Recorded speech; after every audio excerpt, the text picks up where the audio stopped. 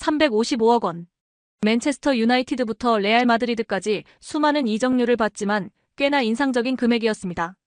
미국이 한 명의 33세 아시아 선수에게 지불한 MLS 역대 최고 이적료. 그리고 제가 2025년 9월 7일과 10일에 벌어진 한국 국가대표팀의 친선 경기는 이적료의 액수보다 훨씬 충격적이었습니다.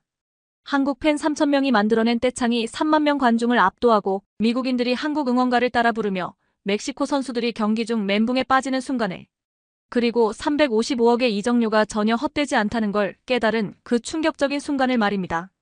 저는 15년간 유럽 스포츠 산업을 분석해온 영국인 다큐멘터리 제작자 소피 미첼입니다.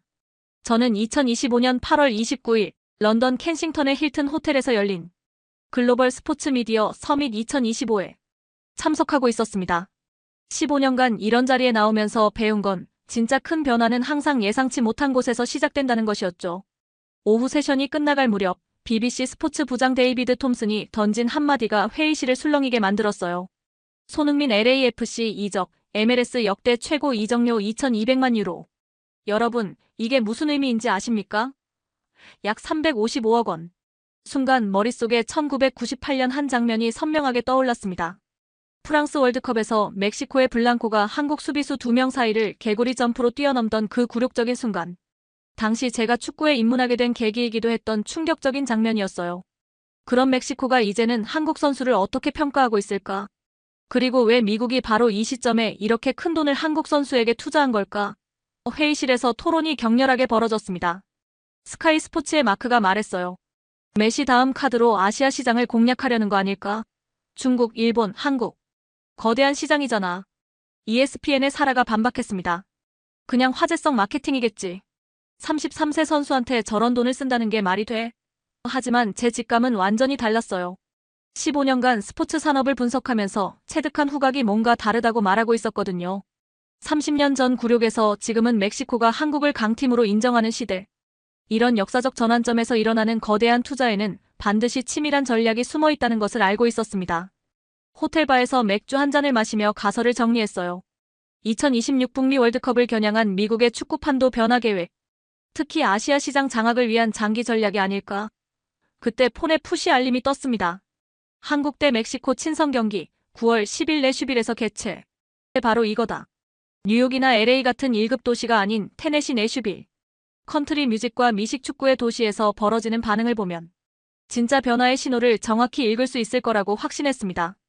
다음날 아침 항공편을 예약하면서 솔직히 한 가지 편견이 있었어요. 한국인들의 집단 응원 문화가 과연 개인주의가 강한 미국에서 받아들여질까? 오히려 부담스러워하거나 이상하게 보지 않을까?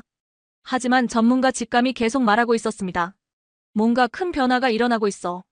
이건 단순한 선수 이적이 아니야. 히스로 공항에서 내슈빌행 연결편에 오르면서 마지막으로 체크한 데이터가 있었어요. 손흥민의 SNS 팔로워 증가율, LAFC 유니폼 사전 주문량, 그리고 내슈빌 지역 축구 관련 검색어 급증. 모든 지표가 예상을 뛰어넘고 있었습니다. 355억 원 베팅의 진실을 찾아보자. 2025년 9월 8일 오후 3시 내슈빌 국제공항에 도착하는 순간부터 예상과 달랐습니다. 입국장에서부터 손흥민 유니폼을 입은 사람들이 눈에 띄었거든요. 그것도 한국인만이 아니라 백인, 히스패닉, 흑인 할 것 없이 다양한 인종들이었어요. 공항 기념품 가게부터 충격이었습니다. 한국 관련 상품들이 임시로 진열되어 있었고 태극기와 손흥민 사진이 걸려 있더라고요. 점원에게 물어보니 이틀 전부터 갑자기 문의가 몰려서 급하게 준비했다고 하더라고요. 택시를 잡았는데 기사분이 50대 백인 남성 찰리였어요. 어디서 오셨어요? 아, 영국. 축구 경기 보러 오신 거죠? 평소엔 축구에 관심 없는데 손흥민은 들어봤어요. 그 아시아 선수 정말 잘한다죠? 찰리가 계속 말을 이어갔어요. 우리 아들이 그 선수 때문에 축구 시작했어요. 원래는 미식 축구만 했는데 말이죠. 신기한 일이죠. 15년간 스포츠 산업을 분석하면서 이런 반응은 처음이었어요.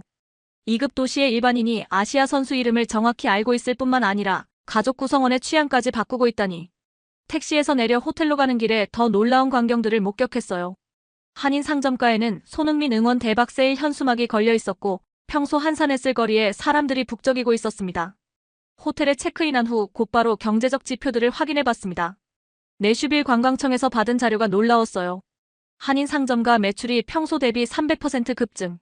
특히 한국 식품과 기념품 매출이 폭등했어요. 호텔 예약률도 95%까지 치솟았고 대부분이 한국 관련 방문객들이었습니다. 가장 놀라운 건 애틀랜타에서 4시간 거리를 버스 대절해서 오는 원정 응원단이 200명이나 된다는 소식이었어요. 시카고, 세인트루이스에서도 개별적으로 오는 사람들이 있다고 하더라고요. 내슈빌 같은 컨트리 뮤직과 미식 축구의 도시에서 이 정도 반응이면 1998년 블랑코의 굴욕과는 완전히 다른 세상이 펼쳐지고 있다는 걸 직감했죠. 저녁에 G.O.D 스파크를 직접 둘러봤습니다. 2022년에 지어진 3만 100구석 규모의 축구 전용구장. 최신 시설로 보기에도 상당히 인상적이었어요. 구장 주변을 걸으면서 발견한 건 이미 한국 팬들이 미리 와서 자리를 확인하고 있다는 거였어요.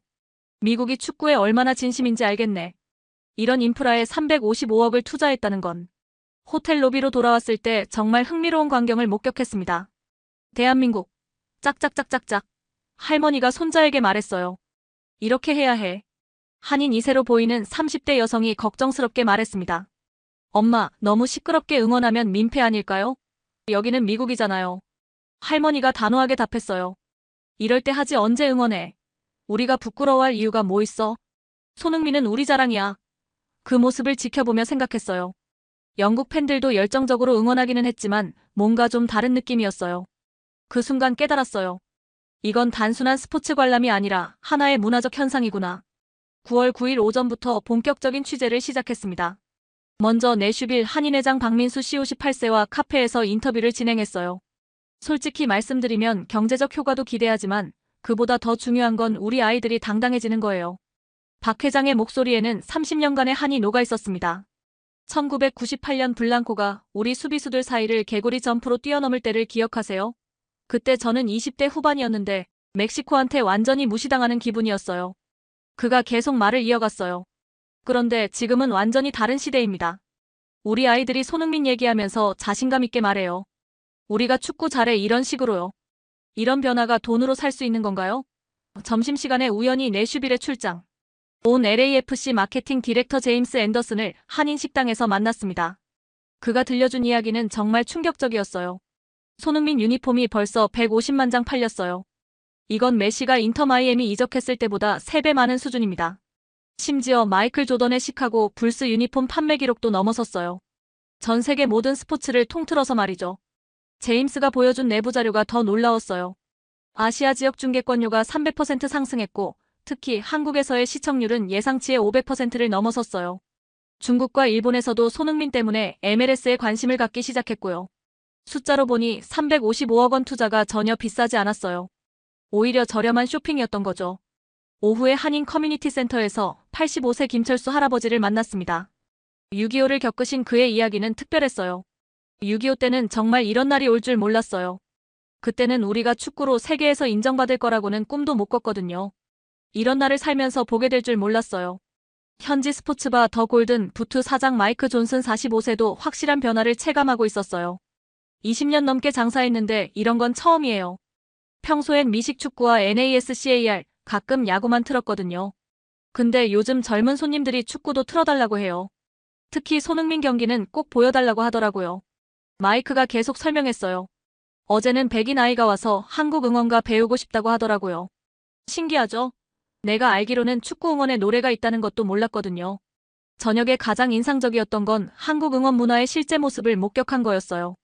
106섹션 한인 응원단 좌석은 500석이 완전히 매진되었고 애틀랜타 한인회에서만 버스 세대 200명, 시카고에서 50명, 세인트루이스에서 30명이 온다는 소식이었어요. 대한민국. 박수 리듬을 맞추는 연습을 지켜보며 생각했어요. 근처 테이블에서 지켜보던 멕시코 팬 카를로스 로드리게스가 신기하다는 듯 다가와서 말했어요.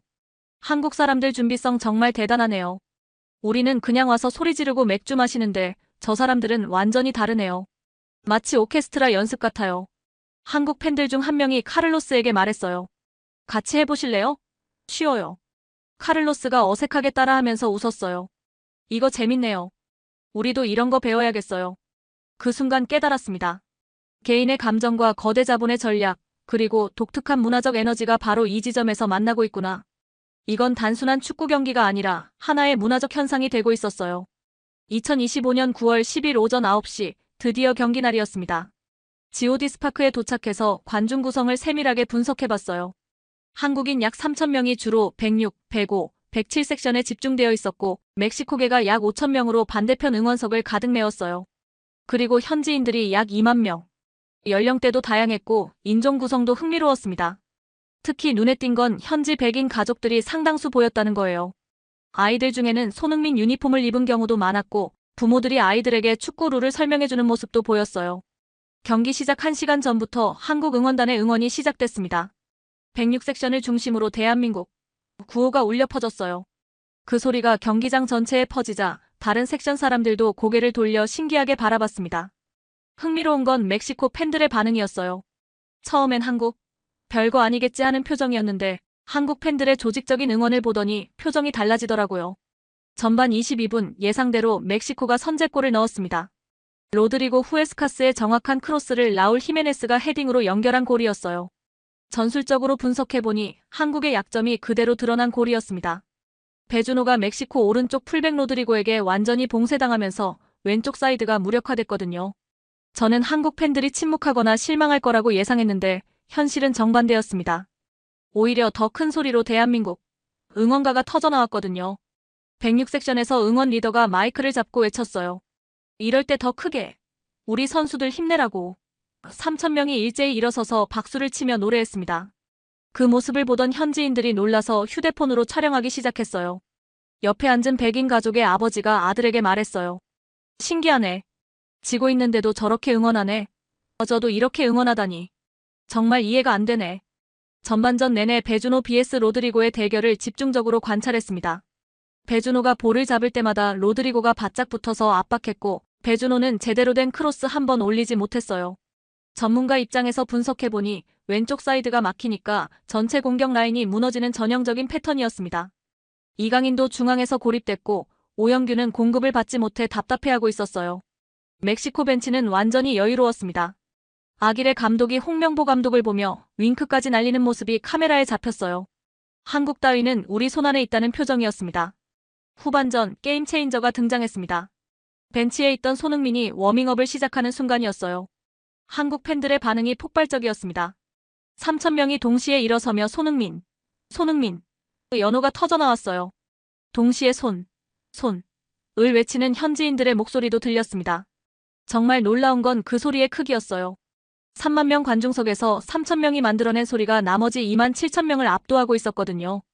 그 순간 멕시코 수비진의 표정이 급작스럽게 변했습니다.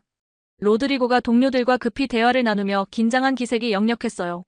센터백들도 서로 아이컨택하며 대화를 나눴습니다. 아길레 감독의 표정도 180도 바뀌었어요. 윙크는 온데간데였고 진지한 표정으로 선수들에게 지시를 내리기 시작했습니다. 생각했어요. 이게 바로 테일러 스위프트가 한국에서 경험했다는 그 때창인가. 손흥민이 실제로 교체 투입된 건 후반전이었어요. 베주노와 교체되면서 들어갔는데 그 순간 경기장 분위기가 완전히 바뀌었습니다. 손흥민이 터치라인을 넘어서는 순간 한국 응원단 3,000명이 동시에 캡틴 손흥민 구호를 외쳤어요. 그 소리가 경기장 전체를 진동시켰습니다. 흥미로운 건 멕시코 수비수들의 변화였어요. 베주노를 상대할 때는 여유로웠던 로드리고가 손흥민 앞에서는 완전히 다른 선수가 됐거든요. 포지셔닝부터 몸짓까지 모든 게 달라졌어요. 손흥민이 첫 번째 볼터치를 하는 순간 한국 팬들이 우아하는 탄성을 지르며 박수를 쳤습니다. 현지 관중들도 따라서 박수를 치기 시작했어요. 68분, 드디어 그 순간이 왔습니다. 오른쪽에서 올라온 크로스를 오영규가 헤딩으로 경합했는데 공이 뒤쪽으로 흘렀어요. 그 공을 손흥민이 다이렉트 발리슛으로 연결했습니다. 정말 놀라운 장면이었어요. 골키퍼와 수비수 사이에 아주 좁은 각도, 거의 불가능해 보이는 공간을 정확히 노린 슛이었거든요. 저런 각도에서 저런 정확도로 골을 넣는다는 건 단순한 개인기가 아니라 상대의 심리를 읽고 경기 흐름을 바꾸는 지능적 플레이였습니다. 골이 터지는 순간 정말 믿을 수 없는 일이 벌어졌어요. 한국 팬들이 자발적으로 승리의 함성을 높이 불러라를 부르기 시작한 거예요. 3,000명이 동시에 나이 상관없이 모든 한국인들이 아는 그 응원가를 함께 불렀습니다. 승리의 함성을 높이 불러라 대한민국. 그 순간 경기장 전체가 조용해졌어요. 멕시코 팬들도 박수치며 감탄했고 현지 관중들은 휴대폰을 들고 촬영하기 시작했습니다. 제가 앉은 곳 근처의 백인 가족 8살 아이가 아버지에게 물었어요. 아빠, 저 사람들 왜 노래해? 근데 왜 나도 따라 부르고 싶지? 아버지가 웃으며 답했습니다. 나도 모르겠다. 근데 정말 듣기 좋은 노래네. 뭔가 마음이 뭉클해지는 것 같아. 옆에 있던 멕시코 팬도 말했어요. 와, 이런 응원은 처음 봐요. 정말 아름다워요. 그 순간 깨달았어요. 선수가 주인공이 아니라 팬들이 주인공이 된 순간이구나. 75분, 오영규가 역전골을 넣었습니다. 이강인의 환상적인 패스를 받아 정확하게 골네트를 흔든 골이었어요. 2대1로 한국이 앞서가는 순간이었습니다. 한국 응원단이 완전히 들썩였어요. 승리의 함성을 높이 불러라. 노래가 경기장을 가득 메웠습니다. 현지 관중들 중에도 일어서서 박수치는 사람들이 늘어났어요. 이게 바로 MLS가 원했던 드라마와 그 이상의 문화적 충격이구나.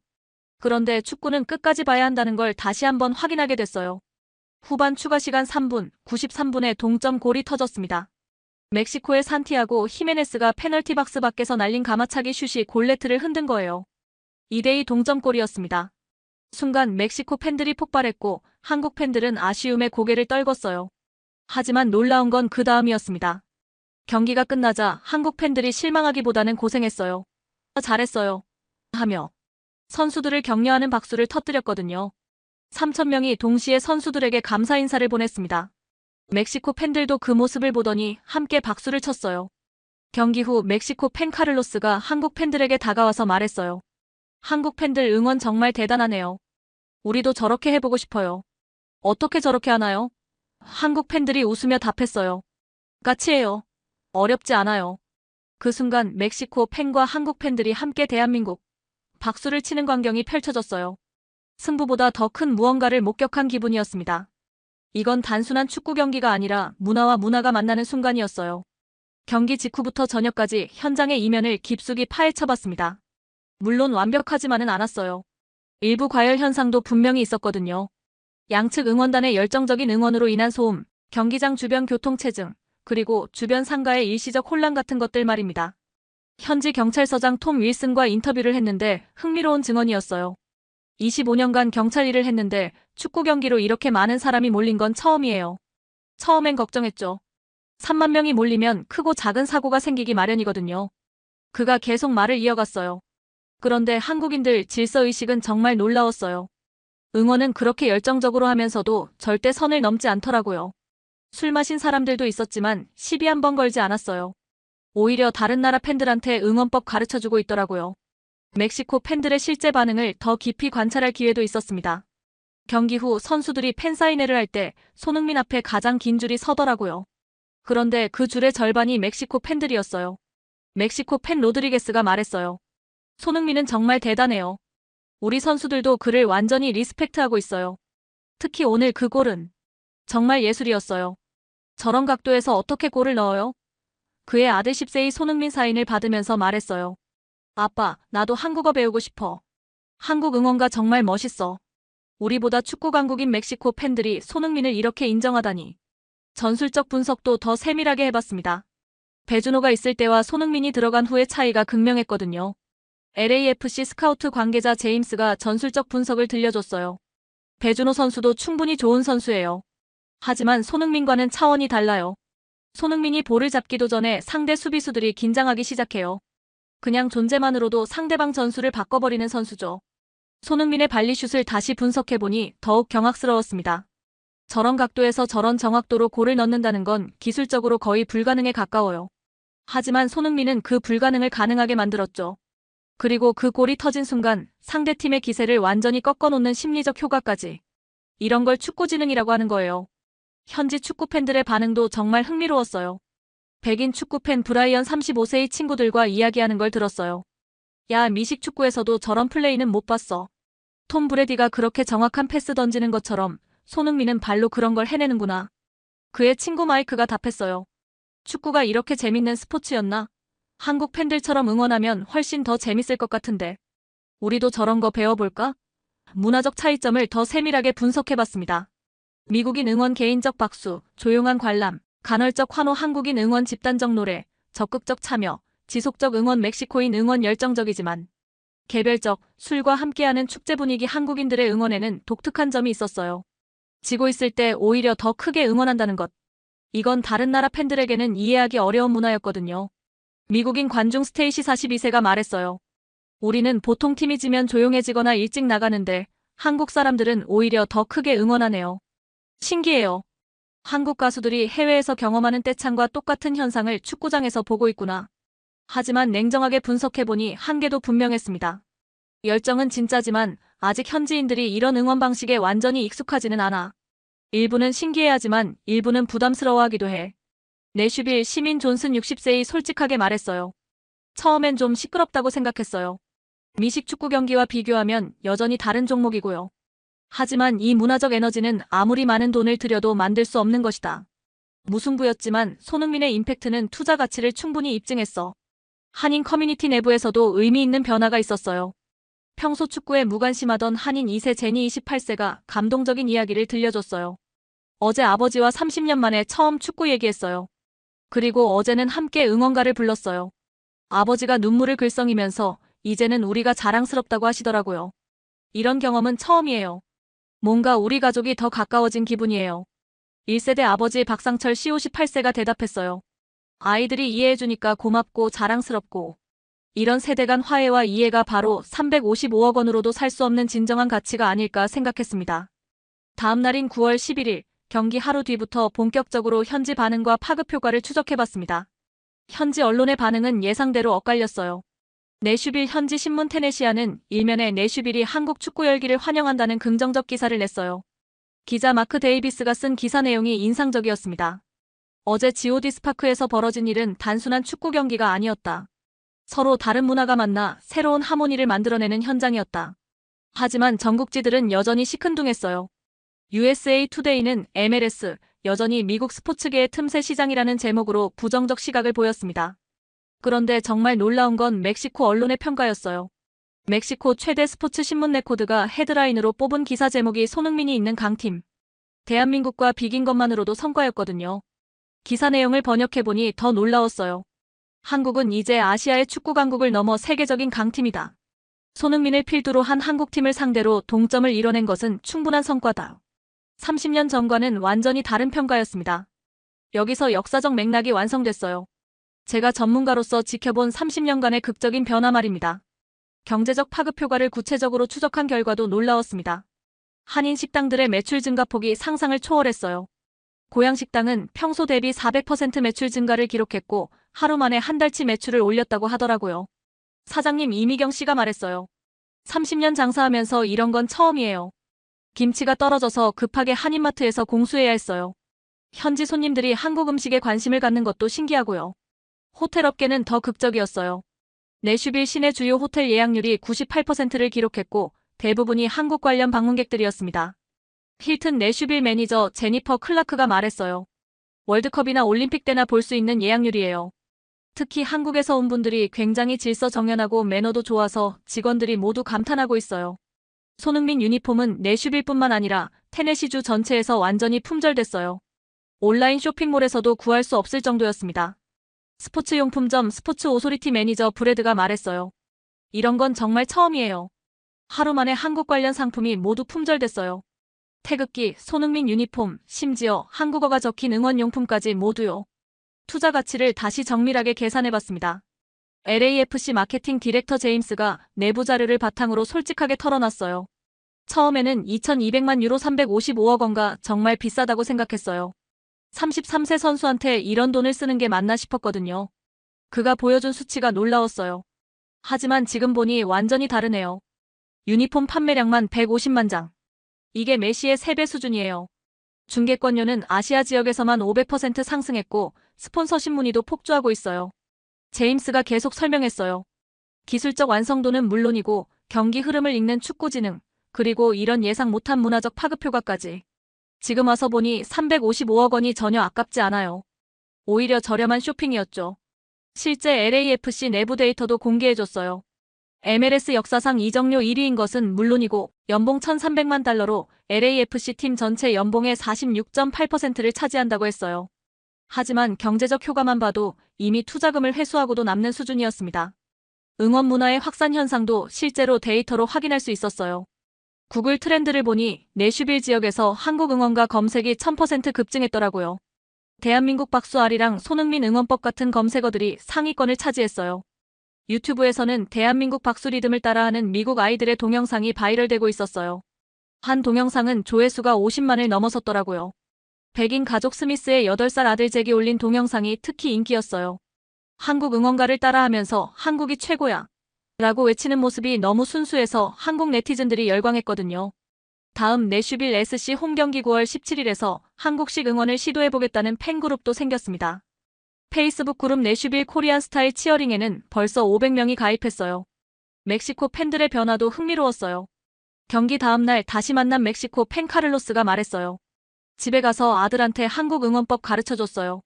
정말 재밌어 하더라고요. 우리도 저렇게 하는 방법을 배우고 싶어요. 축구가 더 재밌어질 것 같아요. 그의 아들 디에고 12세가 한국어로 대한민국을 외치더라고요. 발음이 완벽하지는 않았지만 정말 열심히 따라하고 있었어요. 베컴이나 메시와 비교 분석도 해봤습니다. 베컴의 경우는 개인 스타성과 패션, 라이프 스타일 중심이었어요. 메시는 히스패닉 커뮤니티를 중심으로 한개인 숭배에 가까웠고요. 하지만 손흥민은 완전히 달랐어요. 개인 숭배가 아닌 집단 문화를 만들어내고 있었거든요. 한국 팬들의 응원 문화가 현지인들에게 전파되면서 새로운 형태의 팬덤을 만들어내고 있었어요. 스포츠 마케팅 전문가 UCLA의 마이클 골드만 교수가 분석한 내용이 인상적이었어요. 베컴은 스타, 메시는 신이었다면 손흥민은 문화전도사에 가깝다. 그 자신만이 아니라 한국이라는 나라 전체의 문화를 전파하고 있다. 무승부였지만 문화적 임팩트는 승부 결과를 훨씬 넘어선다. 정말 그랬어요. 2대2 무승부라는 결과보다 그날 벌어진 문화적 변화가 훨씬 더 큰 의미를 갖고 있었습니다. 9월 12일 오후부터 저녁까지 경기 이틀 후의 일상을 관찰해봤습니다. 정말 소소하지만 의미 있는 변화들이 곳곳에서 벌어지고 있었어요. 가장 인상 깊었던 건 현지 백인 가족들의 변화였어요. 스미스 가족이 한인 식당 고향에 2번째 방문을 했더라고요. 이번엔 온 가족이 와서 본격적으로 한국 음식에 도전하는 모습이었어요. 아버지 존 45세이 말했습니다. 8살 아들 잭이 손흥민 보고 한국 음식 먹고 싶다고 해서 어제 왔는데 정말 맛있더라고요. 그래서 오늘은 가족 모두 왔어요. 아들 잭이 김치찌개를 먹으면서 사장님에게 물었어요. 아저씨, 한국 응원가 더 가르쳐주세요. 어제 그 노래 정말 좋았어요. 친구들한테 자랑하고 싶어요. 식당 사장님 이미경 씨가 웃으며 승리의 함성을 높이 불러라 첫 소절을 가르쳐주자 잭이 신나게 따라 불렀습니다. 발음이 어설프긴 했지만 정말 열심이었어요. 어머니 사라 42세가 놀라며 말했어요. 이 아이가 이렇게 다른 나라 문화에 관심을 보인 건 처음이에요. 한국어도 배우고 싶다고 하더라고요. 평소 축구에 무관심하던 한인 2세들의 변화가 가장 감동적이었어요. 제니 28세가 아버지 박상철 씨와 함께 카페에 앉아있는 모습을 봤는데 분위기가 완전히 달라져 있었어요. 그리고 어제는 함께 응원가를 불렀어요. 제니가 아버지께 말했어요. 아빠, 이번 주말에 한국 드라마도 같이 봐요. 그리고 한국어도 조금씩 배워보고 싶어요. 멕시코계 현지인들의 변화도 놀라웠어요. 카를로스 로드리게스 35세가 12살 아들 디에고와 함께 스포츠용품점에 왔더라고요. 손흥민 유니폼 어디서 파나요? 아들이 한국 응원 따라하고 싶어해요. 어제 한국 팬들 보고 완전히 반했거든요. 아들 디에고가 한국어로 대한민국을 외치더라고요. 발음이 완벽하지는 않았지만 정말 열심히 따라하고 있었어요. 카를로스가 말했어요. 집에서 유튜브로 한국 응원법 찾아서 연습하고 있어요. 정말 재밌어요. 우리 멕시코 응원보다 더 신나는 것 같아요. 현지 축구 팬들의 새로운 인식 변화가 가장 흥미로웠습니다. 백인 축구팬 브라이언 35세의 친구들과 스포츠바에서 이야기하는 걸 들었어요. 야, 미식 축구에서도 저런 플레이는 못 봤어. 톰 브레디가 그렇게 정확한 패스 던지는 것처럼 손흥민은 발로 그런 걸 해내는구나. 친구 마이크 33세가 답했어요. 축구가 이렇게 재밌는 스포츠였나? 한국 팬들처럼 응원하면 훨씬 더 재밌을 것 같은데. 우리도 저런 거 배워볼까? 또 다른 친구 데이브 38세가 말했어요. 나 어제부터 유튜브로 축구를 공부하고 있어. 생각보다 단순하고 재밌네. 다음에 내슈빌 SC 경기 보러 가자. 세대를 잇는 이야기들도 정말 감동적이었어요.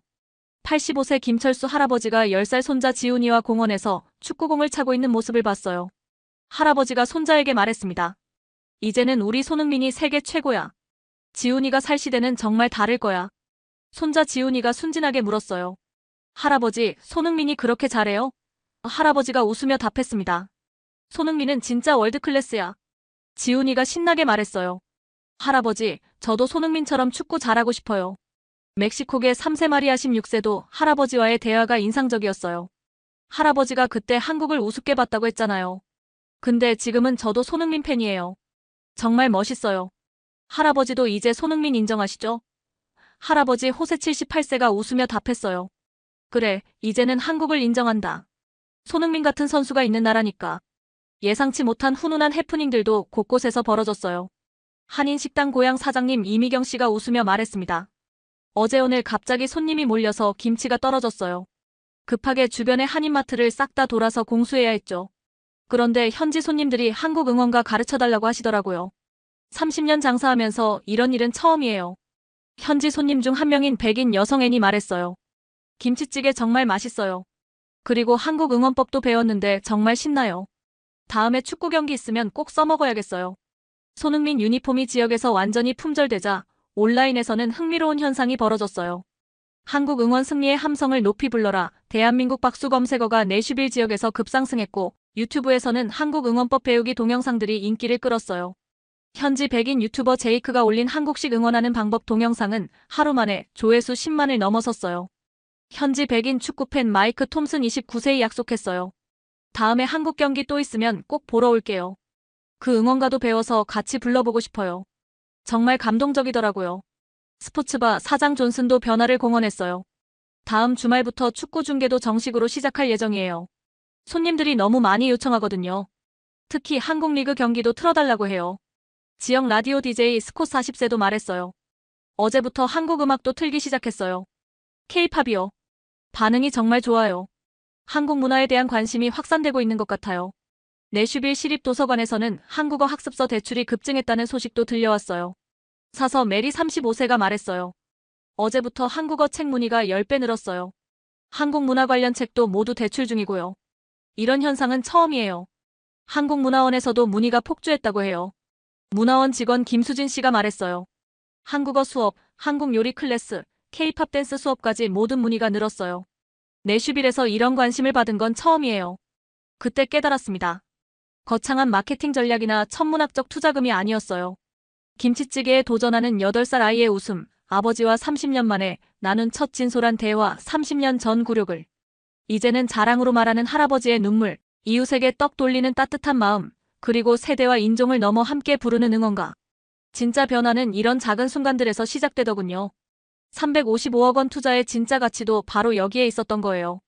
처음엔 몰랐지만 축구를 이렇게 재밌게 즐기는 방식이 있었구나 싶어하는 현지인들의 표정, 한국 문화를 배우고 싶어하는 아이들의 순수한 호기심, 그리고 서로 다른 문화가 만나 새로운 하모니를 만들어내는 모습에서 진정한 성공을 봤습니다.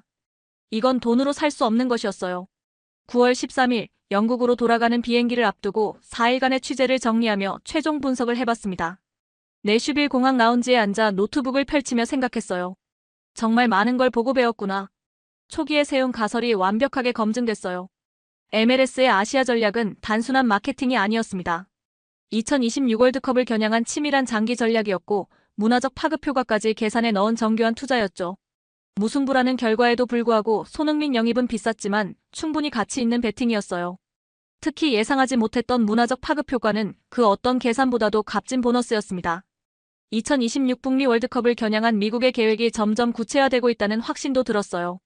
이건 단순히 손흥민 한 명을 데려온 게 아니라 아시아 전체 시장을 겨냥한 거대한 프로젝트의 시작점이었던 거죠. 30년간의 역사적 맥락이 완성되는 순간이기도 했습니다. 1998년 블랑코의 굴욕. 그때 제가 막 축구에 입문할 때였는데 그 장면은 정말 충격적이었어요. 한국이 완전히 무시당하는 모습이었거든요. 그런데 2025년 멕시코 언론이 한국과 비긴 것만으로도 성과라고 평가하는 시대가 됐어요. 이보다 극적인 역전이 또 있을까요? 한국 팬덤 문화의 위력도 완전히 이해하게 됐어요. 왜 테일러 스위프트가 한국에서의 떼창에 그렇게 감동했는지 이제 완전히 알겠더라고요. 미국의 개인주의적 스포츠 문화에 한국의 집단 응원 문화가 던진 충격과 변화. 그리고 그 변화를 현지인들이 받아들이고 배워가려는 모습. 이런 문화적 에너지는 아무리 많은 돈을 들여도 만들 수 없어요. 그래서 더 가치 있는 거죠. 전문가로서의 최종 결론을 내렸습니다. 단기적 성과 내슈빌 같은 2급 도시까지 이런 반응이 나타났다면 분명한 성공이에요. 1급 도시에서는 더 큰 파급 효과가 있을 거예요. 중장기 전망 현지인들이 한국식 응원 문화를 배워가며 더 재밌어하는 모습이 진짜 핵심입니다. 이게 지속된다면 미국 스포츠 문화 자체가 바뀔 수도 있어요. 글로벌함의 미국이 축구에서도 주도권을 잡으려는 전략의 신호탄이에요. 유럽도 더 이상 MLS를 무시할 수 없을 거예요. 업계에 던지는 메시지도 명확했습니다. 유럽 축구계도 각성해야 해요. MLS가 더 이상 유럽 선수들의 은퇴리그가 아니라 진짜 경쟁자가 되고 있어요. 아시아 시장의 힘과 문화적 영향력을 제대로 보여준 사례거든요. 가장 중요한 교훈은 문화적 차이를 이해하고 존중하지 못하면 진짜 팬덤은 만들 수 없다는 것입니다. 돈만으로는 한계가 있어요. 진정한 문화적 교감이 있어야 지속 가능한 성공이 가능해요. 비행기에 탑승하기 전 마지막으로 시청자 여러분께 꼭 전하고 싶은 말이 있었어요. 여러분의 응원이 단순한 응원이 아닙니다. 글로벌 스포츠 판도를 바꾸는 문화적 힘이에요. 1998년의 굴욕을 2025년의 자랑으로 바꾼 것처럼 앞으로도 더 성숙한 팬문화로 발전해 나가시기 바랍니다. 하지만 자랑스러워하되 겸손함도 잃지 마세요. 여러분의 응원 문화가 세계를 놀라게 하고 현지인들이 더 재밌게 축구를 즐기는 방법을 알게 해주고 있어요. 이건 정말 자랑스러운 일입니다. 내가 본 내슈빌의 변화처럼 여러분의 문화가 세계 곳곳에서 사람들을 하나로 만들고 서로 다른 문화 간의 이해를 높이는 역할을 하고 있어요. 런던행 비행기 안에서 저는 새로운 프로젝트를 시작했습니다. 2026 월드컵과 미국 축구 시장 변화, 그리고 한국 팬덤 문화의 글로벌 확산. 1994년 굴욕에서 2025년 자랑까지 이 다큐멘터리는 단순히 축구에 관한 이야기가 아니에요. 문화가 어떻게 사람들을 변화시키고 서로 다른 배경을 가진 사람들이 어떻게 하나가 될 수 있는지에 대한 이야기가 될 거예요. 355억 원, 그 숫자 뒤에 숨겨진 진실을 찾아 떠난 여행에서 저는 돈보다 훨씬 값진 것을 발견했습니다. 문화의 힘, 그리고 그 문화가 만들어내는 진정한 변화. 30년 전 굴욕의 기억이 30년 후 자랑의 순간으로 바뀌는 기적 같은 역전. 김치찌개에 도전하는 8살 아이의 웃음에서 시작된 작은 변화가 어떻게 거대한 문화적 물결이 되는지. 그리고 그 모든 변화의 중심에 서 있는 여러분들의 응원 문화. 이것이 바로 355억 원 베팅의 진짜 가치였습니다. 돈으로는 살 수 없는 것, 하지만 세상을 바꿀 수 있는 것. 그게 바로 문화의 힘이었어요. 4일간의 취재를 마치며 확신했습니다. 이건 단순한 스포츠 이적이 아니었어요. 한국 문화가 세계에 미치는 영향력을 보여주는 역사적 순간이었습니다. 내슈빌의 8살 잭이 한국 응원가를 부르고 멕시코 팬 카를로스가 아들에게 한국 응원법을 가르치고 85세 김철수 할아버지가 손자와 함께 자랑스럽게 응원하는 모습. 이 모든 장면들이 355억 원이라는 숫자보다 훨씬 더 값진 의미를 담고 있었어요. 그리고 이 모든 변화의 시작점에는 여러분들의 열정적이고 따뜻한 응원 문화가 있었습니다. 이 이야기가 흥미로우셨다면 구독과 좋아요 버튼을 눌러주세요. 여러분의 응원이 더 많은 숨겨진 이야기들을 찾아내는 힘이 됩니다. 그리고 댓글로 알려주세요. 한국의 응원 문화가 세계로 퍼져나가는 것에 대해 어떻게 생각하시는지, 그리고 지금 이 이야기를 어디서 듣고 계신지 말입니다. 30년 전 굴욕에서 30년 후 자랑까지 여러분도 이 역사의 증인이 되어주세요. 앞으로도 자랑스럽지만 겸손한 팬 문화를 만들어 나가시기 바랍니다. 다음 이야기에서 또 만나 뵙겠습니다. 감사합니다. 쿵, 쿠르르르, 꽝. 2025년 1월 8일 새벽 3시 17분. 로스앤젤레스 팰리세이즈에서 거대한 나무가 쓰러지는 소리가 울려 퍼졌습니다. 시속 160km 센타에나 강풍이 몰아치는 가운데 저는 진돗개 소라와 함께 연기로 자욱한 언덕을 내려가고 있었습니다. 소라야, 이쪽으로, 빨리. 하지만 소라는 제가 가리키는 대피로와 반대 방향을 응시하고 있었어요. 귀를 쫑긋 세우고 온몸에 털을 바짝 세운 채 낮게 으르렁거렸습니다. 진돗개 특유의 경계 자세였죠. 그 순간 저는 깨달았어요. 또 시작되었구나. 안녕하세요. 저는 에밀리 워터슨입니다. 42세, 미국 지질조사소 수석 지질학자이자 한국의 진돗개 소라와 함께 7년간 전 세계 재난 현장을 누벼온 과학자입니다. 그런데 여러분, 혹시 동물과 의사소통을 해보신 적 있으신가요? 아니, 정확히 말하면 텔레파시로 메시지를 전달하거나 받아본 적 말이에요. 저는 어릴 때부터 조금 특별했습니다. 다른 사람들이 들을 수 없는 것들을 들을 수 있었거든요. 동물들의 감정이나 위험 신호를 어렴풋이 느낄 수 있었어요. 대학에서 지질학 전공, 동물행동학 부전공을 한 이유도 그 때문이었죠. 많은 분들이 궁금해하시는데 저는 동물들과 완전한 대화를 나누는 건 아닙니다. 더 정확히 말하면 그들의 감정과 직감을 이미지나 느낌으로 받아들이는 거예요. 처음엔 저도 믿기 어려웠지만 소라를 만난 후 7년간 함께하며 그 정확성을 확신하게 되었습니다. 하지만 소라만큼 명확하게 메시지를 전달하는 동물은 처음이었어요. 이번이 벌써 세 번째입니다. 2018년 인도네시아 메라피 화산, 2023년 터키 대지진, 그리고 지금 이곳 LA까지. 소라는 언제나 저보다 먼저 알았거든요. 모든 것은 2018년 5월 인도네시아에서 시작되었습니다. 당시 35세였던 저는 메라피 화산의 전조 현상을 연구하기 위해 자카르타 지질조사국에서 파견된 상태였어요. 닥터 에밀리, 인도네시아 정부는 지금까지 장비 관측에만 의존해왔습니다. 하지만 박사님이 제안하신 동물 행동 연구는 솔직히 회의적입니다. 아구스 박사가 45세 정도 되어 보이는 현지 지질학자였는데 처음엔 매우 냉담했어요. 푸투 가이드도 마찬가지였고요. 2004년 인도양 쓰나미 당시 동물들이 보인 이상 행동에 대한 보고서를 읽어보셨나요? 코끼리들이 고지대로 도망가고 개들이 주인을 끌고 언덕으로 올라갔다는. 그건 우연의 일치일 수도 있지 않습니까? 하지만 저는 포기할 수 없었어요. 과학자로서의 직감이 말하고 있었거든요. 이곳에 뭔가 중요한 단서가 있다고. 글라가하르조 마을에 도착했을 때 마을은 평화로워 보였습니다. 힌두 사원 옆으로 펼쳐진 계단식 논과 흙길, 그리고 대대로 이곳에 살아온 사람들의 소박한 일상이 있었어요. 마을 대표 카르토 할아버지는 65세로 주름진 얼굴에 지혜가 묻어나는 분이었지만 외국인에 대해서는 매우 경계심이 강했습니다. 화산은 늘 분화하는 거요, 아가씨. 우리 조상들이 수백 년간 여기 살아왔는데 뭘 걱정하라는 거요? 외국 사람들은 항상 호들갑이야. 하지만 청년 어민 대위는 달랐어요. 28세인 그는 호기심 많은 눈빛으로 저를 바라보며 말했습니다.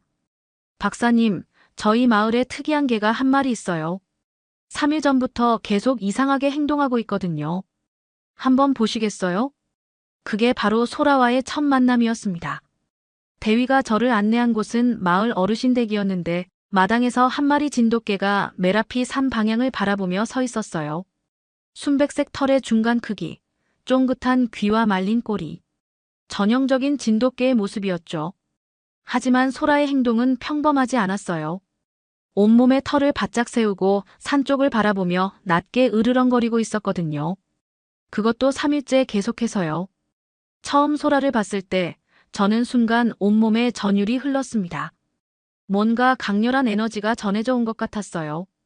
그리고 그 순간 소라가 저에게 첫 번째 메시지를 보냈습니다. 큰 산이 화나고 있어요. 깊은 곳에서 뜨거운 것들이 올라오고 있어요. 모든 사람들이 멀리 가야 해요. 지금 당장요. 정말 놀라웠어요. 이렇게 명확한 메시지를 동물에게서 받아본 건 처음이었거든요. 저는 즉시 아구스 박사와 푸투에게 말했습니다. 화산 분화가 임박했습니다. 마을 사람들을 대피시켜야 해요. 무슨 근거로요? 장비 수치는 아직 정상 범위인데. 이계가 알려줬어요. 아구스 박사가 어이없다는 표정으로 저를 바라봤어요. 박사님, 농담하시는 거죠? 하지만 저는 진지했습니다. 소라의 메시지가 너무 생생했거든요. 그날부터 마을 사람들을 설득하기 시작했어요. 하지만 쉽지 않았습니다. 외국 여자와 개가 우릴 어디로 보내려고 하는 거야? 우리 조상 대대로 여기 살았는데 개 하나가 뭘 안다고. 특히 카르토 할아버지의 반대가 심했어요. 아가씨, 우리를 무시하는 거요? 우리가 어린애들인 줄 아나?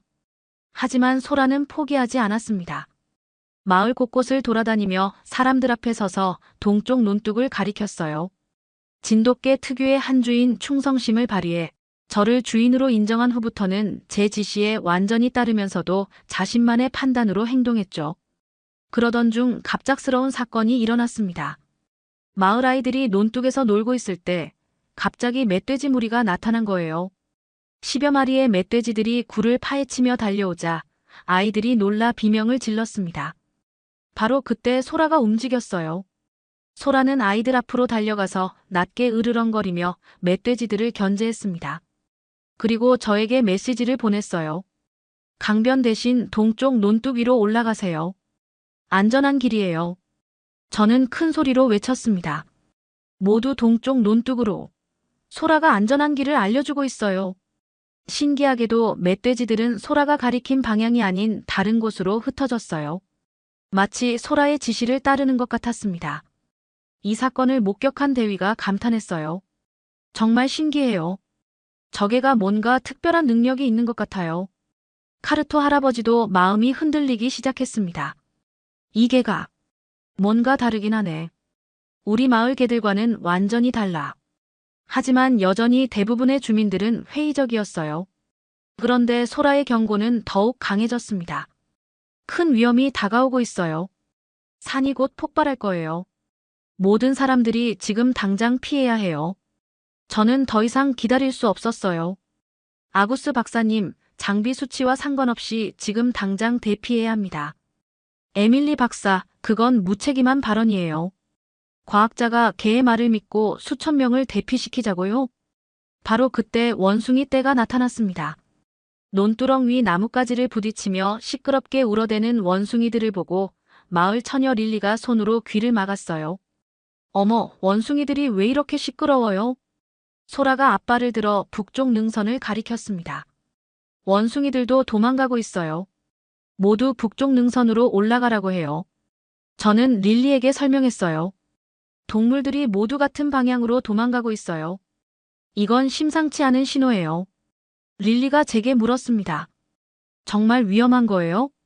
네, 소라가 거짓말을 할 이유가 없어요. 그때 하늘을 올려다본 사람들이 놀라기 시작했어요. 논 위를 맴돌던 새들이 갑자기 동쪽 하늘로 떼지어 이동하고 있었거든요. 소라가 점프하면서 날아가는 방향을 시연했어요. 카르토 할아버지도 마침내 고개를 돌려 소라를 바라봤습니다. 이 개가 정말 뭔가 아는 건가? 소라는 멧돼지, 원숭이, 조류를 차례로 둘러보며 낮게 으르렁거렸어요. 마치 각 동물에게 역할을 분담하는 것 같았습니다. 진돗개의 뛰어난 지능과 리더십이 발휘되는 순간이었죠. 대위와 릴리가 함께 소라의 메시지를 주민들에게 전파하기 시작했어요. 할아버지들, 정말 위험할지도 몰라요. 동물들이 모두 도망가고 있잖아요. 그리고 마침내 소라가 저에게 최종 메시지를 보냈습니다. 지금 당장 산 아래 농로로 이동하세요. 더 이상 기다리면 안 돼요. 큰 폭발이 곧 일어날 거예요. 저는 주민들 앞에서 간절히 호소했습니다. 과학적 수치와 무관하게 이것은 가장 확실한 신호입니다. 소라가 거짓말을 한 적이 없어요. 제발 저를 믿어주세요. 카르토 할아버지가 마침내 결심했습니다. 알겠소. 한 번만 더 믿어보자. 그렇게 마을 주민 200명이 손에 등불과 농기구를 들고 줄지어 하산하기 시작했어요. 어린아이들은 대위가 앉고 릴리는 지팡이로 앞장서며 길을 인도했습니다. 소라는 맨 앞에서 안전한 길을 확인하며 우리를 이끌었어요. 그리고 정확히 6시간 후 메라피 화산이 폭발했습니다. 마을이 있던 자리는 화산재와 용암으로 뒤덮였어요. 만약 그때 소라의 경고를 듣지 않았다면 200명 모두 목숨을 잃었을 거예요. 그날 밤 안전한 곳에서 화산 폭발을 지켜보며 저는 깨달았습니다. 과학 장비보다 정확한 자연의 센서를 만났다는 것을요. 카르토 할아버지가 소라를 쓰다듬으며 말했어요. 이 개는 정말 특별하구나. 우리 모두의 생명의 은인이야. 그때부터 소라와 저의 인연이 시작되었습니다. 7년이 흘러 저는 미국 지질조사소의 수석 지진학자가 되었고 소라와 함께 여러 재난 현장에서 생명을 구하는 일을 계속해왔습니다. 하지만 모든 것이 순탄하지만은 않았어요. 특히 가족 문제가 가장 컸습니다. 남편 데이비드는 46세 스탠포드대 의대 교수로 제가 재난 현장에 나갈 때마다 극심한 반대를 했어요. 에밀리, 개 하나 때문에 가족이 늘 위험에 노출되어야 하는 거야? 사라는 이제 고3이고 대학 입시 준비로 스트레스 받고 있고 제이슨도 사춘기라서 엄마가 필요한 시기라고. 데이비드의 말도 일리가 있었어요. 의사로서 논리적이고 현실적인 그는 제가 개의 직감에 의존하는 것을 이해할 수 없었거든요. 17세 딸 사라는 아버지 편이었어요. 엄마는 개를 우리보다 더 사랑하는 것 같아. 친구들도 다 이상하게 생각해. 내 엄마가 개랑 대화한다며. 이런 말 들을 때마다 정말 창피해. 사라는 대학 입시를 앞두고 있었는데 제가 재난 현장에 나가느라 중요한 순간들을 함께하지 못했던 게 원망스러웠나 봐요. 하지만 14세 아들 제이슨만은 달랐습니다. 소라와 유일하게 교감하는 가족이었거든요. 엄마, 소라가 맞다는 걸 알잖아요. 소라는 정말 특별해요. 제게도 가끔 메시지를 보내는 것 같아요. 제이슨은 어릴 때부터 동물을 좋아했고 소라와 특별한 유대감을 갖고 있었어요. 직장에서도 상황은 비슷했습니다. 워터슨 박사, 우리는 과학기관입니다. 동물의 직감에 의존하는 연구 방법론에 대해 재검토가 필요하다고 생각합니다. USGS 동료들은 제가 동물 직감에 의존한다며 지속적으로 비판했어요. 특히 연구비 삭감 압박도 받고 있었습니다. 에밀리, 납세자들에게 어떻게 설명할 거야? 걔한테서 받은 텔레파시로 지진을 예측한다고. 하지만 저는 포기할 수 없었어요. 소라의 능력을 7년간 직접 경험했으니까요.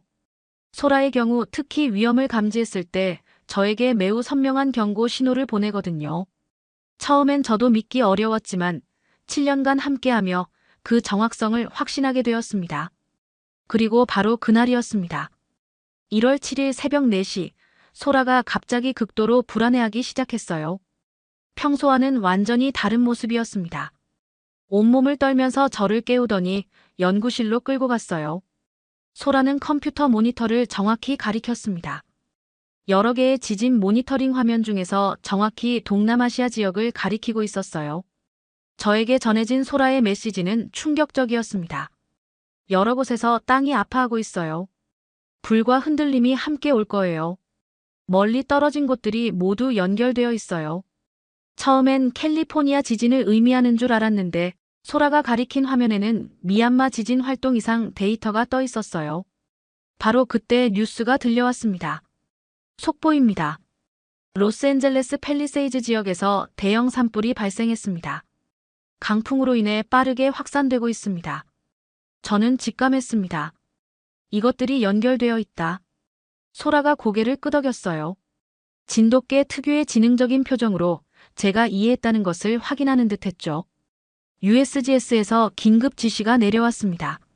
워터슨 박사 LA 산불과 지진 활동 연관성을 조사해 주십시오. 즉시 현장으로 출발하세요. 하지만 가족들의 반대는 극심했습니다. 데이비드가 화를 내며 말했어요. 에밀리, 사라 대학 원서 면접이 이번 주인데 또 떠나려고. 이번엔 정말 안 돼.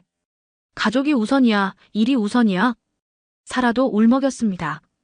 엄마, 이번엔 정말 너무해. 왜 매번 우릴 버리고 가야 하는 거야? 스탠포드대 면접이 3일 후인데 엄마가 함께 있어줘야 한다고 했잖아. 저는 정말 힘들었어요. 가족도 소중하지만 소라의 경고를 무시할 수 없었거든요. 하지만 제이슨은 달랐어요. 엄마, 소라가 맞다면 더 큰 일이 생길 거야. 지금 가야 해요. 사라 면접은 나중에 다시 볼 수 있지만 사람들 생명은 그렇지 않잖아요. 데이비드가 제이슨에게 화를 냈습니다. 제이슨, 너까지 엄마 편을 들 거야? 가족이 얼마나 중요한지 몰라. 아빠, 엄마가 하는 일이 바로 가족들을 구하는 일이에요. 다른 사람들의 가족 말이에요. 결국 저는 소라와 함께 LA로 향했습니다. 가족들과의 갈등을 뒤로 한 채로요. LA에 도착했을 때 상황은 제가 예상했던 것보다 훨씬 심각했습니다. 팰리세이즈와 이튼 산불로 이미 24명이 사망했고 15만 명이 대피한 상태였어요. 연기로 뒤덮인 하늘, 곳곳에서 타오르는 불길, 그리고 끝없이 울려 퍼지는 사이렌 소리. 소방서장 마이클 토마스는 50대 베테랑으로 30년간 현장을 누빈 전문가였습니다. 하지만 저와 소라를 보자마자 인상을 찌푸렸어요. USGS에서 과학자가 온다고 해서 기대했는데 걔까지 데리고 와서 뭘 하겠다는 거요? 지금 상황이 장난인 줄 아세요?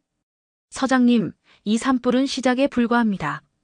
더 큰 재앙이 다가오고 있어요. 무슨 말씀이세요? 근거가 있습니까? 이계가 알려줬어요. 토마스가 코웃음을 쳤습니다. USGS에서 개 훈련사까지 보냈나? 박사님, 우리는 지금 24명이 죽고 15만 명이 대피한 상황입니다. 장난할 시간 없어요. 하지만 바로 그때 소라가 이상한 행동을 보이기 시작했어요.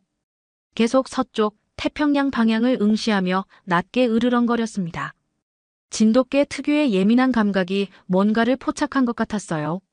소라야, 무슨 일이야? 소라가 저에게 메시지를 보냈습니다. 바람이 바뀔 거예요. 불이 다른 방향으로 갈 거예요. 많은 사람들이 위험해요.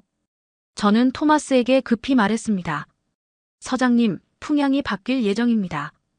베벌리힐스 방향으로 화재가 확산될 가능성이 높아요. 무슨 근거로 그런 말을? 바로 그때 예측 불허의 상황이 벌어졌습니다.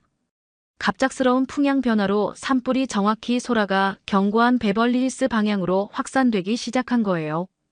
토마스가 급히 무전기를 들었습니다.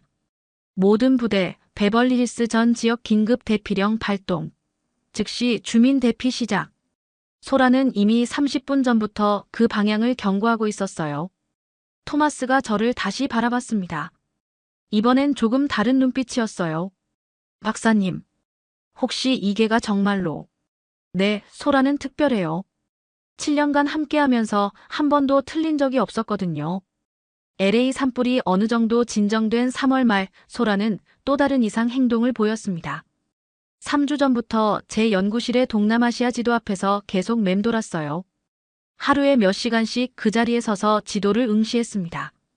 진돗개의 뛰어난 방향 감각과 귀소성이 발휘되는 순간이었죠. 소라가 저에게 보낸 메시지는 점점 구체적이 되었어요. 큰 땅이 갈라질 거예요. 미얀마라는 곳에서 시작해서 멀리 떨어진 곳까지 흔들릴 거예요. 그리고 정확히 3월 28일 오후 3시 20분, 소라가 예견한 대로 미얀마 사가잉주에서 규모 7.7의 강진이 발생했습니다. 그날 저는 USGS 연구실에서 소라와 함께 있었는데 지진이 발생하기 정확히 10분 전부터 소라가 극도로 불안해하기 시작했어요. 큰 흔들림이 지금 시작돼요. 멀리 있는 사람들도 위험해요. 그리고 뉴스가 터져나왔습니다. 속보입니다. 미얀마에서 규모 7.7의 강진이 발생했습니다. 진앙은 사가잉 북서쪽 16km 지점이며 진원의 깊이는 10km로 매우 얕습니다. 하지만 더 충격적인 소식이 이어졌어요. 태국 방콕에서도 강진이 감지되었으며 짜뚜짝 지역의 33층 건물이 붕괴되었습니다. 100여 명이 잔해에 매몰된 것으로 추정됩니다. 1000km나 떨어진 방콕에서 건물이 붕괴되다니. 소라의 멀리 떨어진 곳까지 흔들릴 것이라는 경고가 정확히 들어맞은 거예요. 최종 피해 집계는 충격적이었습니다. 미얀마에서만 5,352명이 사망했고 태국에서도 103명이 목숨을 잃었어요. 저는 확신했습니다. 소라가 예견한 연쇄 재난이 현실이 되고 있다는 것을요. 이틀 후 UN 재난대응팀이 긴급 소집되었습니다. 미국, 태국, 인도네시아 합동구조팀이 구성되었고 저와 소라는 동물 행동 전문가로 합류하게 되었어요. 하지만 가족과의 마지막 통화는 더욱 힘들었습니다. 데이비드가 차갑게 말했어요. 에밀리, 이번엔 정말 이혼을 생각해 볼 거야. 사라 스탠포드 면접도 망쳤고 제이슨도 엄마가 없어서 학교에서 문제를 일으키고 있어. 가족이 우선이냐, 일이 우선이냐, 이제 결정해야 해. 사라도 울면서 말했어요. 아빠 말이 맞아. 엄마는 가족보다 일이 우선이야. 면접 망친 것도 엄마 때문이야. 이제 정말 지쳤어. 엄마가 없는 게 더 나을 것 같아. 하지만 제이슨은 달랐습니다. 울먹이며 이렇게 말했어요. 엄마, 소라가 말하는 게 맞다면. 조심해요. 꼭 돌아와요. 그리고 엄마가 하는 일이 정말 중요하다는 걸 알아요. 사라도 언젠간 이해할 거예요. 저는 가슴이 아팠지만 소라와 함께 방콕으로 향했습니다. 방콕에 도착했을 때의 현장은 말 그대로 지옥이었습니다. 짜뚜짝의 33층 태국 국가감사원 건물이 완전히 붕괴되어 거대한 잔해 더미가 되어 있었어요. 중국 국유기업 중국철도제식 공정그룹이 시공하던 건물이었는데 지진으로 인해 순식간에 무너져 내린 거죠. 79명이 잔해에 매몰된 상태였고 15명의 생존이 확인되었지만 계속되는 여진 때문에 구조 작업이 매우 위험한 상황이었어요. 현장에는 각국의 구조팀이 모여 있었습니다. 미국, 캐나다, 일본, 한국까지 국제구조팀이 총출동한 상태였어요. 태국 구조대장 소마차이는 45세 베테랑으로 20년간 재난 현장을 누빈 전문가였습니다. 하지만 처음엔 저와 소라를 매우 회의적으로 바라봤어요. 미국에서 걔까지 데리고 와서 뭘 하겠다는 겁니까? 우리가 구조견이 부족해서 그런가요? 소마차이 대장님, 소라는 일반적인 구조견과는 다릅니다. 생존자 탐지뿐만 아니라 위험 예측까지 가능해요. 무슨 말씀인지 이해가 안 되네요. 하지만 소라의 능력은 곧 입증되었습니다. 현장에 도착한 지 30분 만에 소라가 움직이기 시작했어요. 소라가 저에게 보내는 메시지는 이전과 달랐습니다. 더 구체적이고 선명했어요. 생존자가 있는 곳에선 따뜻한 빛이 보여요. 심장이 뛰는 소리가 들려요라는 느낌을 주었고, 위험한 곳에선 차가운 어둠이 다가와요. 무너질 것 같아요라는 경고를 보냈죠. 소라는 잔의 더미 중 한 지점을 정확히 가리켰습니다. 여기 사람이 있어요. 아직 살아있어요. 하지만 빨리 해야 해요. 저는 소마차이에게 말했습니다. 이곳을 파보세요. 생존자가 있어요. 무슨 근거로? 소라가 알려줬어요. 소마차이가 어이없다는 표정을 지었지만 다른 선택지가 없었어요. 워낙 넓은 잔의 더미에서 생존자를 찾는 것은 하늘의 별 따기였으니까요. 굴삭기가 들어가서 조심스럽게 파기 시작했어요. 30분 후 정확히 소라가 가리킨 지점에서 미얀마 이주 노동자 한 명이 발견되었습니다. 다행히 살아있었어요. 소마차이의 표정이 조금 달라졌습니다. 우연의 일치일 수도. 하지만 소라는 멈추지 않았어요. 두 번째, 세 번째 생존자 위치를 연달아 정확히 지목했습니다. 더 놀라운 것은 소라가 위험 구역까지 정확히 예측한다는 것이었어요. 저쪽은 위험해요. 구조대원들이 들어가면 안 돼요. 30분 후 정확히 그 지점에서 2차 붕괴가 일어났습니다. 만약 구조대원들이 들어갔다면 큰 사고가 날 뻔했어요.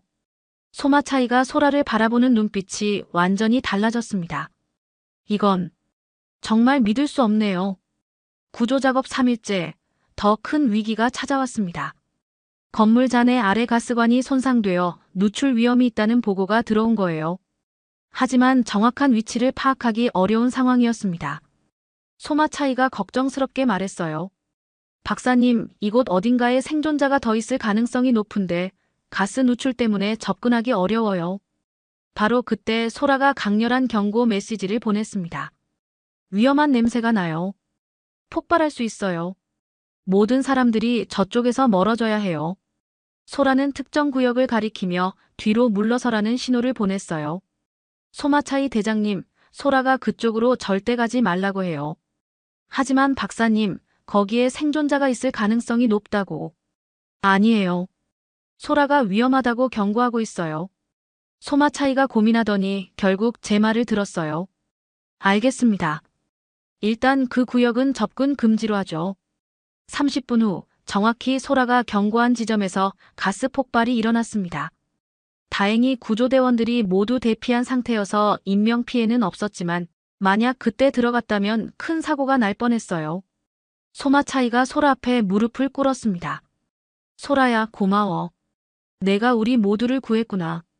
그리고 저에게 말했어요. 박사님, 이계에게 어떻게 감사 인사를 전해야 할까요? 정말 믿을 수 없는 능력이네요. 소라의 활약이 알려지면서 국제 언론들이 몰려들기 시작했어요. CNN의 크리스티나 앤더슨 기자가 인터뷰를 요청했습니다. 박사님, 정말 개와 텔레파시로 소통하는 게 가능한가요?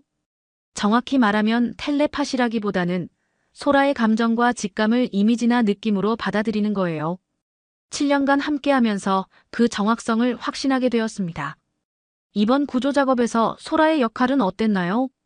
소라는 7명의 생존자를 정확히 찾아냈고 위험구역을 사전에 감지해 구조대원들의 안전도 지켰어요. 특히 미얀마 이주 노동자들 구조에서 탁월한 능력을 발휘했습니다. BBC, NHK, 그리고 한국의 KBS까지 각국 언론들이 소라의 이야기를 다뤘어요. 한국의 진돗개가 구한 방콕의 기적. 이런 제목의 기사들이 전 세계로 퍼져나갔습니다. 구조작업 5일째 되는 날이었습니다. 대부분의 생존자를 구조한 상황에서 마지막 수색 작업이 진행되고 있었어요. 그런데 그날 아침, 소라가 저에게 보낸 메시지는 지금까지 중 가장 강렬하고 절박했습니다. 큰 흔들림이 또 온다. 이번엔 더 클 거예요. 모두 높은 곳으로 지금 당장. 시간이 없어요. 소라의 온몸이 떨리며 방콕 현장의 모든 사람을 고지대로 유도하기 시작했어요. 이런 소라의 모습은 7년간 함께하면서 처음 보는 것이었습니다. 진돗개 특유의 예민한 감각이 뭔가 엄청난 위험을 포착한 것 같았어요. 저는 즉시 소마차이에게 보고했습니다. 대장님, 대규모 여진이 곧 발생할 예정입니다. 모든 인원을 고지대로 대피시켜야 해요. 무슨 말씀이세요? 기상청에선 아무 경보도 발령하지 않았는데요. 소라가 경고하고 있어요. 이번엔 정말 심각해 보여요. 하지만 문제가 있었어요. 과학적 근거가 전혀 없었거든요. 태국 정부 관계자들이 긴급 회의를 열었습니다. 외국인과 개의 말을 믿고 수십만 명을 대피시킬 수 있습니까? 경제적 손실은 어떻게 할 겁니까? 근거도 없이 대피령을 내렸다가 아무 일도 없으면 누가 책임질 겁니까? 국제적 망신이 될 수도 있어요. 회의는 계속 이어졌지만 결론이 나지 않았어요. 그 사이 소라는 더욱 절박하게 경고했습니다. 시간이 없어요. 큰 위험이 다가오고 있어요. 저는 마지막 카드를 꺼냈습니다. 제 경력을 걸겠습니다. 만약 틀리면 USGS에서 물러나고 모든 책임을 지겠습니다. 하지만 제발 소라를 믿어주세요. 소마차이가 저를 바라봤어요. 박사님이 그렇게까지 말씀하신다면 저도 제 경력을 걸겠습니다. 결국 태국 정부가 대피 명령을 내렸습니다. 방콕 시민 여러분, 긴급 대피 명령이 발령되었습니다. 즉시 고지대로 이동해 주시기 바랍니다. 수십만 명의 사람들이 고지대로 이동하기 시작했어요. 교통이 마비되고 혼란이 이어졌지만 모두가 질서정연하게 대피했습니다. 그리고 정확히 소라의 경고 25분 후 규모 6.7의 강진이 발생했습니다. 땅이 크게 흔들리며 건물들이 위험하게 요동쳤어요. 만약 대피하지 않았다면 수천 명의 추가 인명피해가 있었을 거예요. 하지만 소라의 경고 덕분에 추가 인명피해는 단 한 명도 없었습니다. 바로 그 순간 잔해 속에서 마지막 생존자가 발견되었어요. 6살 미얀마 어린이였는데 여진이 일어나기 바로 직전에 구조된 거죠. 어린이가 구조되는 순간 현장에 있던 모든 사람들이 박수를 쳤어요. 소마차이가 소라를 끌어안으며 말했어요. 소라야, 내가 정말 모든 사람을 구했구나. 고마워, 정말 고마워. 국제 언론들이 다시 한번 몰려들었습니다. 한국의 진돗개가 또다시 구한 기적. 동물의 직감이 과학을 앞서다. 방콕을 구한 네 발의 영웅. 이런 헤드라인들이 전 세계 신문 일면을 장식했어요. 일주일 후 샌프란시스코 공항에 도착했을 때 정말 예상치 못한 광경이 펼쳐졌습니다. 데이비드가 큰 꽃다발을 들고 마중 나와 있었어요. 그리고 소라 앞에 무릎을 꿇고 정중히 사과했습니다. 소라야, 정말 미안해. 내가 얼마나 대단한 일을 하는지 몰랐어. 그동안 너를 이해하지 못해서 미안해. 데이비드의 눈에 눈물이 맺혀 있었어요. 에밀리, 나도 미안해. 내가 하는 일이 얼마나 중요한지 이제야 알겠어. CNN 뉴스를 보면서 정말 자랑스러웠어. 사라도 눈물을 흘리며 달려왔어요. 엄마, 정말 미안해. 엄마가 하는 일이 정말 중요한 거였구나. 친구들이 모두 뉴스 보고 놀라더라. 내 엄마 정말 대단하다고 하면서. 이제 정말 자랑스러워. 사라가 소라를 쓰다듬으며 말했어요. 소라야, 고마워. 엄마와 함께 많은 사람들을 구해줘서. 제이슨은 소라를 끌어안으며 말했어요. 소라야, 역시 내가 옳았어. 정말 자랑스러워. 나도 나중에 엄마처럼 동물과 소통하는 과학자가 될 거야. 그 순간 저는 깨달았습니다. 가족을 위험에 빠뜨린 게 아니라 가족과 함께 세상을 구한 거였다는 것을요. 한 달 후 백악관에서 특별 표창식이 열렸습니다. 트럼프 대통령이 직접 소라에게 동물 영웅 메달을 수여했어요. 이 용감한 진돗개는 미국과 전 세계 사람들의 생명을 구했습니다. 소라는 과학과 직감이 어떻게 조화를 이룰 수 있는지 보여준 살아있는 증거입니다. 대통령이 소라의 목에 메달을 걸어주자 소라가 꼬리를 흔들며 기뻐했어요. CNN에서는 1시간짜리 특별 다큐멘터리 더 미러컬 도그 프로미터 코리어를 제작했습니다. 소라의 이야기가 전 세계 80개국에 방영되었어요. 한국 정부에서도 저희를 공식 초청했습니다. 문화체육관광부에서 진돗개 천연기념물 보존 정책자문위원으로 위촉해 주었고 소라는 명예 진돗개 홍보대사로 임명되었어요. 진도군에서 열린 환영식에서 군수님이 말씀하셨어요. 소라는 우리 진돗개의 자랑이며 전 세계의 진돗개의 우수성을 알린 최고의 홍보대사입니다. 이 모든 일을 겪으면서 우리 가족 모두가 새로운 꿈을 갖게 되었어요. 사라는 스탠포드대 면접을 다시 볼 기회를 얻었고 지질학과 지원을 결정했습니다. 엄마처럼 사람들을 도우는 과학자가 되고 싶어요. 소라가 보여준 것처럼 과학과 직감이 함께할 때 더 큰 힘을 발휘할 수 있다는 걸 알겠어요. 제이슨은 소라와 함께 동물 행동학 공부를 시작했어요. 엄마, 저도 동물들과 소통하고 싶어요. 소라가 저에게도 가끔 메시지를 보내는 것 같거든요. 실제로 제이슨은 소라와 특별한 유대감을 갖고 있었어요. 때로는 제가 받지 못하는 소라의 감정을 제이슨이 먼저 알아차리기도 했습니다. 데이비드도 재난의학 연구를 시작했어요. 에밀리 덕분에 재난 현장에서 의료진의 역할이 얼마나 중요한지 깨달았어. 나도 사람들을 구하는 일에 동참하고 싶어. 가장 뜻깊었던 것은 소라가 유엔 재난 조기경보 시스템의 공식 자문견으로 임명된 것이었어요. 유엔 사무총장이 직접 임명장을 수여하며 말했습니다.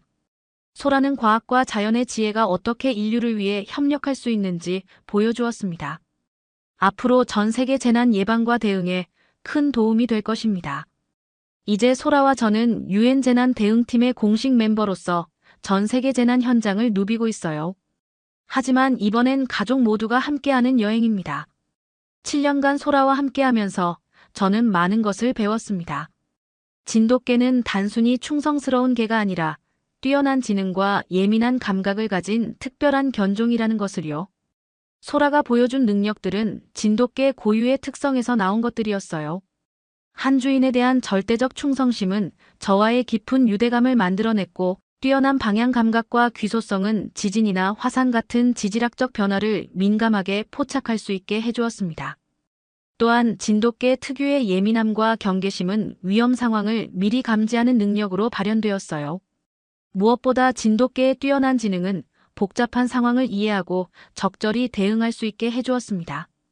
소라가 저에게 가르쳐준 가장 중요한 것은 과학의 한계를 뛰어넘는 자연의 지혜였습니다. 현대 과학기술이 아무리 발달해도 자연이 보내는 신호를 완벽하게 포착하기는 어려워요.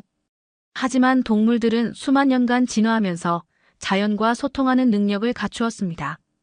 소라와의 7년간은 과학과 직감이 대립하는 것이 아니라 서로 보완하며 더 큰 힘을 발휘할 수 있다는 것을 보여주었어요. 제가 과학자로서 갖춘 지식과 분석 능력, 그리고 소라가 가진 자연에 대한 직감적 이해가 결합될 때 비로소 진정한 예측이 가능했던 거죠. 처음 서구 과학계에서 동물의 직감을 말했을 때 많은 사람들이 비웃었어요. 하지만 소라의 연속된 성공은 그런 편견들을 하나씩 무너뜨렸습니다. 이제 세계적으로 코리언 진도 도그소라는 재난 예측의 상징이 되었어요. 한국의 전통견이 세계 과학계에서 인정받는 순간이었습니다. 소라의 이야기는 동양의 전통 지혜와 서구의 현대, 과학이 어떻게 조화를 이룰 수 있는지 보여주는 완벽한 사례가 되었어요. 지금도 소라와 저는 전 세계 재난 현장을 누비고 있습니다. 최근에는 일본 후쿠시마 지역의 지진 모니터링, 이탈리아 베수비오 화산 관측, 그리고 미국 옐로스톤 국립공원의 지열활동 연구에 참여하고 있어요. 소라는 이제 9살이 되었지만 여전히 건강하고 활기차며 예전과 똑같이 예민한 감각을 유지하고 있습니다. 얼마 전에는 제이슨이 소라로부터 첫 번째 메시지를 받았다고 흥분해서 말했어요. 엄마, 소라가 저에게 말했어요. 비가 곧 올 거야 라고요. 그리고 정말로 30분 후에 비가 내리기 시작했습니다. 아마 제이슨도 저와 같은 능력을 갖고 있는 것 같아요. 소라가 새로운 파트너를 찾은 건지도 모르겠습니다. 소라가 저에게 가르쳐준 것은 서로 다른 종족이라도 마음과 마음으로 소통할 수 있다는 사실이었어요. 언어가 통하지 않아도, 문화가 달라도, 심지어 사람과 동물이라는 근본적인 차이가 있어도 진정한 마음의 소통은 가능하다는 것을 보여주었습니다. 소라는 단순히 제게 재난을 예측해 준 것이 아니라 과학자로서 겸손함을 가르쳐 주었습니다. 아무리 첨단 장비가 있어도 자연의 섬세한 신호를 모두 포착할 수는 없다는 것, 그리고 수천 년간 자연과 함께 살아온 생명체들의 지혜를 존중해야 한다는 것을요. 지금 이 순간에도 전 세계 어딘가에서 동물들이 인간에게 보내는 신호들이 있을 거예요. 하지만 대부분의 사람들이 그 신호를 놓치고 있죠. 진돗개 소라와의 7년간 여정은 저에게 과학의 진정한 의미를 깨닫게 해주었습니다. 과학은 자연을 정복하는 도구가 아니라 자연과 조화를 이루며 더 나은 세상을 만들어가는 지혜라는 것을요. 한국의 전통견 진돗개가 전 세계에 보여준 것은 단순한 동물의 능력이 아니었습니다. 그것은 한국인들이 수천 년간 자연과 함께 살아오며 쌓아온 지혜의 결정체였어요. 앞으로도 소라와 저는 계속해서 세상을 누비며 자연이 보내는 신호에 귀 기울일 것입니다. 그리고 언젠가는 제이슨도 저희와 함께 더 많은 생명을 구하는 일에 동참하게 될 거예요. 소라가 보여준 것처럼 때로는 가장 오래된 지혜가 가장 첨단의 해답이 될 수 있습니다. 진돗개의 충성심과 직감, 그리고 인간의 과학적 사고가 만나 이룬 기적을 여러분도 함께 나누어 주셨으면 좋겠어요. 마지막으로 이 이야기를 통해 여러분이 주변의 작은 신호들에도 귀 기울이는 마음을 갖게 되기를 바랍니다. 때로는 가장 작은 목소리가 가장 큰 진실을 담고 있을 수 있으니까요. 여러분도 소라의 이야기에 감동받으셨다면 구독과 좋아요 버튼을 눌러주세요. 그리고 댓글로 여러분이 경험한 동물들의 특별한 순간들을 공유해 주시면 더욱 의미 있을 것 같아요.